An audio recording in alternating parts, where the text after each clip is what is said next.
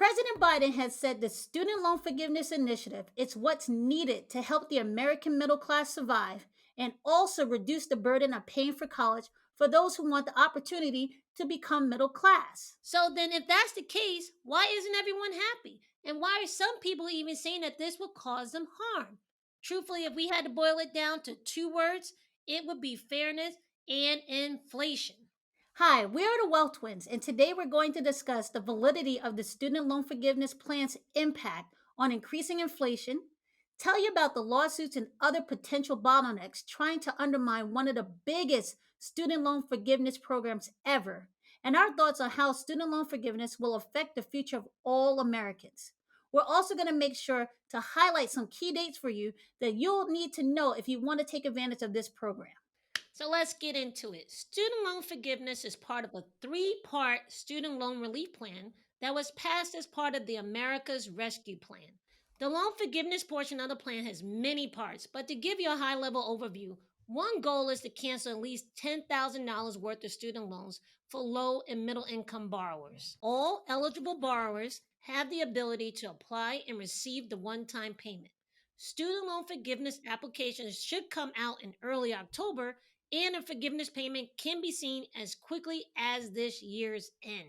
To kick off the process, all you have to do is fill out an application and submit it through studentaid.gov. Getting your student loans paid off by the government sounds great, but there are some people who are big mad about this plan and they have actually started filing lawsuits to try to block it.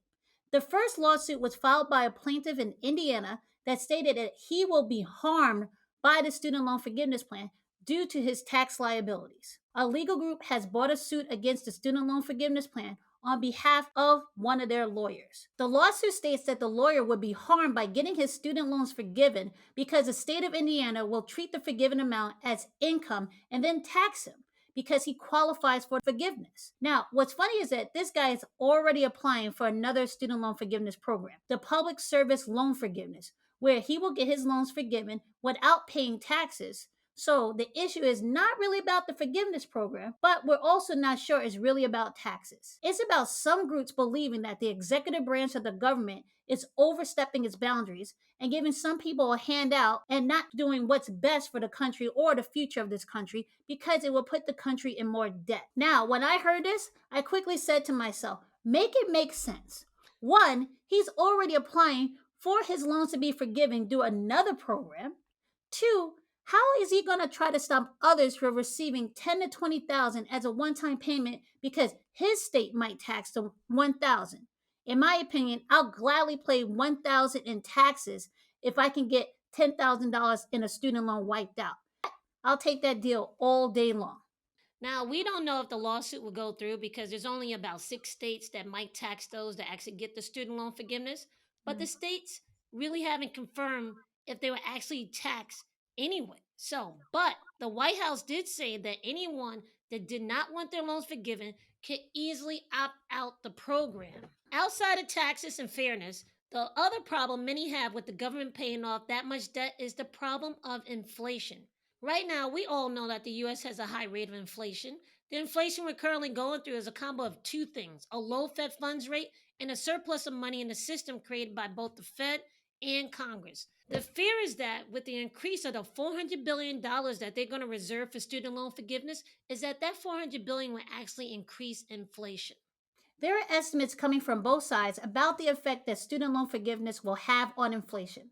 The Committee for a Responsible Federal Budget believes that student loan forgiveness will wipe out the benefits of the Inflation Reduction Act, while the Center for American Progress argues that the impact from student loan forgiveness on inflation would be minor. Since no one really knows until it's actually done, we're siding with Moody's Analytics chief economist Mark Zandi, who says that the effect of the student loan forgiveness on inflation will be a wash after the student loan payment pause ends and borrowers have to start paying off the remainder of their loans. From our personal experience and what we know from our friends and family, is that even though this definitely is a gray area topic where both sides have valid arguments, we think it's a good idea to actually step back and see this whole thing from a different angle.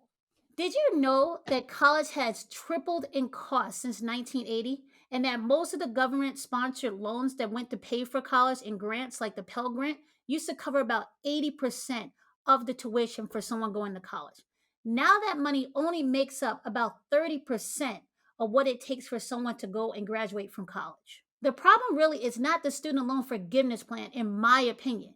It's more, let's focus on the rising cost of college, okay? That is the biggest problem in America. You have people graduating and don't have the ability to even pay back their loans for going to college with the jobs they're obtaining after college. Now, we know one argument is about, well, why don't people go into trade schools?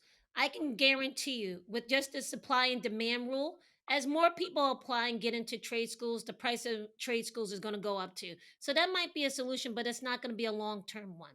Another angle to look at this whole student loan forgiveness is through the eyes of people who are in their childbearing age, or millennials, or those a little bit above millennial age. Right now, they're paying so much in terms of the high interest rate on those school loans and just the amount that they are holding off on having children. They're holding off on buying homes. They're holding off on investing. With that, if you're worried about inflation and you're worried about maybe a possibility of recession, wouldn't you want to give people some money back in their pockets? Because when people feel more confident about having more security when they bring their debt down, they're more likely to spend. Now, one of those things that people say is actually called the wealth effect. The more secure you feel, the more you actually spend. So, if you're really fearing about the economy and you're fearing about a recession as home prices going down, then you should really look into how are we treating the people who are going to be the ones that are going to bring wealth to this country in the future.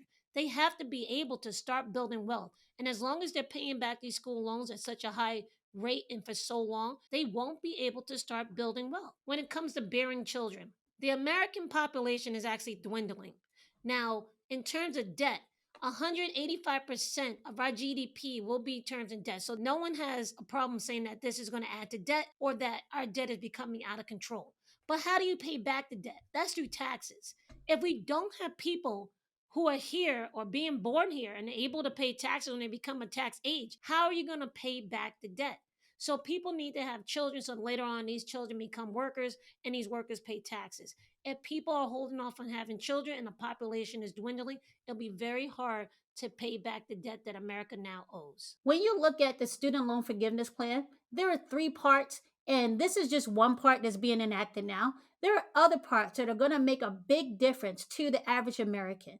And this is really affecting people who came from families that make under $60,000. Regardless of how you feel about the student loan forgiveness program or whether or not it will affect inflation, the student loan forgiveness program is happening. And if you want to take part in it, make sure you get your application when it comes out in October. When we know more about the date, we'll let you know. So make sure you get your applications in because it's not automatic. And if you don't want to receive the student loan forgiveness money, you can opt out.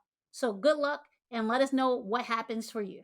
Also, if you like this video, show these twins some love by subscribing to the channel and sharing it with someone you care about.